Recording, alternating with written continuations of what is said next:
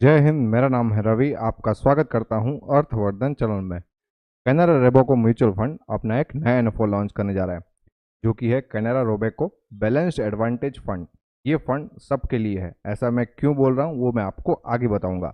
ये एनएफओ 12 जुलाई को ओपन हो जाएगा और 26 जुलाई को क्लोज हो जाएगा। अगर आपको भी इस फंड के अंदर इन्वेस्टमेंट करना है तो लिंक मैंने डिस्क्रिप्शन में दे दिया है, वहां पर से आप आसानी से इन्वेस्टमेंट करना स्टार्ट कर सकते हैं। देखिए, जब भी हम इन्वेस्टमेंट करना जाते हैं तो उस समय हमारी एक्सपेक्टेशन ऐसी होती है कि जैसे ही हमने इन्वेस्टमेंट किया उस समय से मार्केट सीधा का सीधा ऊपर की तरफ जाना चाहिए और हमें फर्स्ट डे से ही अच्छा खासा रिटर्न मिलना शुरू हो जाए। लेकिन एक्चुअल में ऐसा नहीं होता है। मार्केट बहुत सारे उतार चढ़ाव के बाद ही धीमे धीमे करके ऊपर जाता है। इसमें हमारे बहुत सारे इमोशंस हमारे कंट्रोल के बाहर निकल जाते हैं। तो ये आपको ध्यान में रखना है। इन्वेस्टमेंट करने के बाद मार्केट ऊपर नीचे जाता रहेगा, लेकिन आपको सिर्फ फोकस करना है इन्वेस्टमेंट के ऊपर। अब ये जो मार्केट है ये ऊपर नीचे जाता है, लेकिन उसके अंदर जो ऊपर नीचे जाने का रीज़न है बहुत सारे इवेंट्स। अगर हम लेटेस्ट इवेंट की बात करें तो रशिया यूक्रेन का जो वॉर है वो है। उसके पहले की अगर हम बात करें तो यहाँ पर कोविड के समय पे क्रैश आया था वो। इसके बाद अगर हम बहुत ही पुराने समय पर जाए तो 2008 के अंदर जो क्रैश आया था वो भी हम देख सकते हैं। तो ऐसे बहुत सारे रीजंस है जिसके कारण मार्केट नीचे भी जाता है, लेकिन बाद में वो रिकवर भी करता है। तो आपको ये भी ध्यान में रखना चाहिए। अब जो हमारे इमोशंस होते हैं वो मार्केट के सिचुएशन के हिसाब से चेंज होते रहते हैं। जैसे कि जैसे ही हमने इन्वेस्टमेंट करना स्टार्ट किया, अगर मार्केट ऊपर की तरफ जा रहा है तो हमको एक ऑप्टिमिज्म मिलता है, मतलब पॉजिटिविटी मिलती है। और ऊपर जाता है तो हमें एक्साइटमेंट आता है, थ्रिल होता है, यूफोरिया क्रिएट होता है। और उसके बाद अगर धीमे धीमे नीचे आना शुरू हो जाता है तो हमें एंग्जाइटी होती है, फियर आता है। और बहुत ज़्यादा नीचे आता है तो हमें पैनिक भी हो जाता है। इसके बाद अगर मार्केट फिर से ऊपर जाने की कोशिश करता है तो हमको एक होप मिलता है, साथ में रिलीफ भी मिलता है। और वही ऑप्टिमिज्म वाला जो प्रोसेस है हमारा साइकोलॉजी का वो फिर से शुरू हो जाता है। अब ये जो हमारा थॉट प्रोसेस है जो हम हैंडल नहीं कर पाते हैं, इसके कारण क्या होता है कि हम अपने पैसों को बार बार रिडीम करते हैं फिर इन्वेस्टमेंट करते हैं।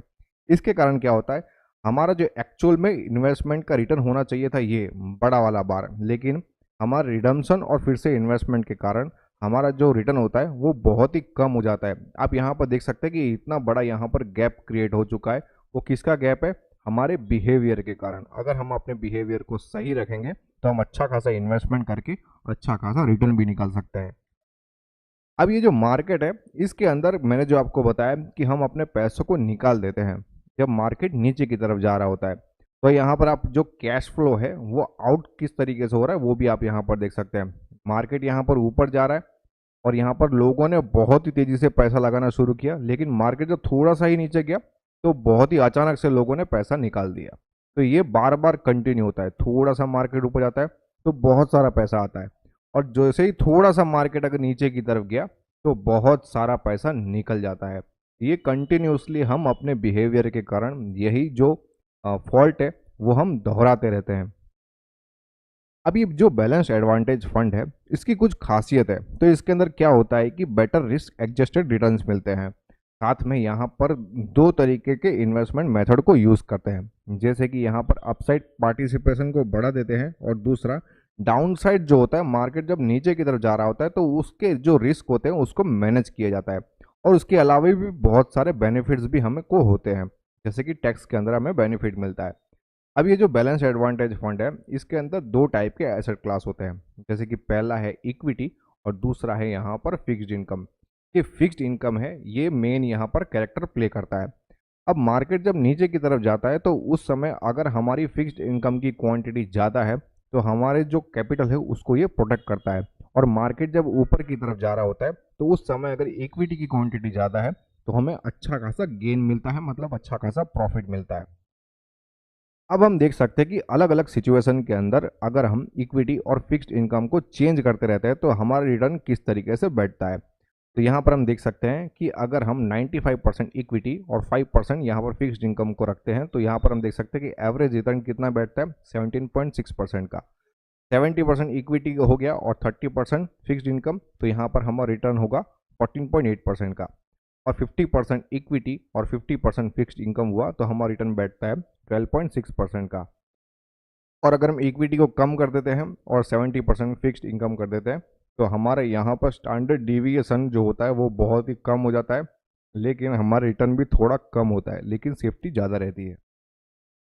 अब कैनरा रोबेको ने यहाँ पर मॉडल पोर्टफोलियो बनाया और उसमें उन्होंने चेक किया कि हमारा जो ये मॉडल पोर्टफोलियो है वो किस तरीके से परफॉर्म कर रहा है। तो आप यहाँ पर देख सकते हैं कि मॉडल पोर्टफोलियो के हिसाब से यहाँ पर 6 मंथ के अंदर 12.9% का रिटर्न निकला है, 1 साल के अंदर 23.2, यहाँ पर 3 साल के अंदर 13.5, यहाँ पर 5 साल के अंदर 14.1, 10 साल में 12.9, 15 साल में 12.4 और 20 साल में 14.1% का रिटर्न हमको यहाँ पर निकलते हुए देखने को मिल रहा है।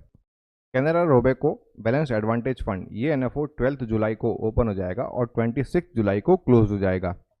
इस फंड का बेंचमार्क रहने वाला है क्रिसिल हाइब्रिड 50+50 मॉडरेट इंडेक्स और इस फंड का एग्जिट लोड रहेगा 1% फॉर 365 डेज। मतलब अगर आप अपने पैसों को विदिन 1 साल के अंदर रिडीम करते हो तो आपको 1% जितना एग्जिट लोड लगेगा। इस फंड का इनिशियल एनएवी 10 रहेगा और एक्सपेंस रेशियो जैसे ही फंड लॉन्च हो जाएगा वैसे ही आपको पता चल जाएगा। ये एक ओपन एंडेड कैटेगरी का फंड रहने वाला है, मतलब आप इस फंड के अंदर कभी भी अपने पैसों को इन्वेस्ट कर सकते हो और कभी भी अपने पैसों को रिडीम कर सकते हो। ये रेगुलर और डायरेक्ट दोनों ही मोड में अवेलेबल रहेगा। इसमें ग्रोथ और डिविडेंड दोनों ही ऑप्शंस देखने को मिलेंगे। अगर आपको अपना इन्वेस्टमेंट स्टार्ट करना है तो आप SIP, लमसम, SWP या स्ट्रिप चारों में से किसी भी मोड में अपना इन्वेस्टमेंट स्टार्ट कर सकते हैं। मिनिमम इन्वेस्टमेंट की बात करें तो लमसम मोड में 5000 रुपीज़ से आप अपना इन्वेस्टमेंट स्टार्ट कर सकते हैं, या फिर अगर आपको अपनी SIP स्टार्ट करनी है तो मात्र 500 रुपीज़ पर मंथ से आप अपनी SIP स्टार्ट कर सकते हैं। अगर कोई सीरियस इन्वेस्टर है जिनको अपना इन्वेस्टमेंट सीरियसली स्टार्ट करना है तो आप हमें नीचे दिए गए नंबर पर कॉन्टैक्ट कर सकते हैं। अब मेरा क्या मानना है इस फंड के बारे में वो मैं आपको बताता हूँ। अगर आप लॉन्ग टर्म के लिए इन्वेस्टमेंट करना चाहते हो, अगर आप नए इन्वेस्टर हो तो ये फंड से आप अपना इन्वेस्टमेंट करना स्टार्ट कर सकते हो, लेकिन इसके अंदर एक ही कंडीशन है, आपका इन्वेस्टमेंट का जो होराइजन है वो लॉन्ग टर्म का होनी चाहिए। साथ में अगर आपने और भी कहीं पर भी इन्वेस्टमेंट किया हुआ है तो इस फंड के अंदर इन्वेस्टमेंट करके आप अपने पोर्टफोलियो को डाइवर्सिफाई कर पाओगे। एक बात याद रहे, ये फंड शॉर्ट टर्म के लिए तो बिल्कुल भी नहीं है। अगर आपको इन्वेस्टमेंट के रिगार्डिंग किसी भी तरीके के क्वेश्चन है तो आप हमें टेलीग्राम, ट्विटर और इंस्टाग्राम पर फॉलो करके अपने क्वेश्चंस को पूछ सकते हैं।